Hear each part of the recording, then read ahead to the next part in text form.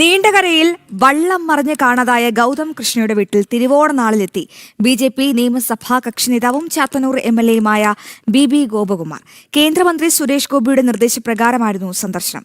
കേന്ദ്രമന്ത്രി വീഡിയോ കോളിലൂടെ കുടുംബത്തോട് സംസാരിച്ചു, എല്ലാ പിന്തുണയും അറിയിച്ചു.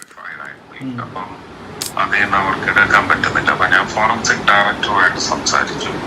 അവര് ഫീമർ ചോദിച്ചിരിക്കുക. ഫീമർ എന്ന് പറയുന്നത് നമ്മുടെ ഹിപ്പിനോട് ചേരുന്ന തുടയല്ല് ആണ്. തുടയല്ലിന്റെ ഓപ്ഷൻ എന്താണ് അവൈലബിൾ അതാണ് ഇപ്പൊ ചോദിച്ചിരിക്കുന്നത്.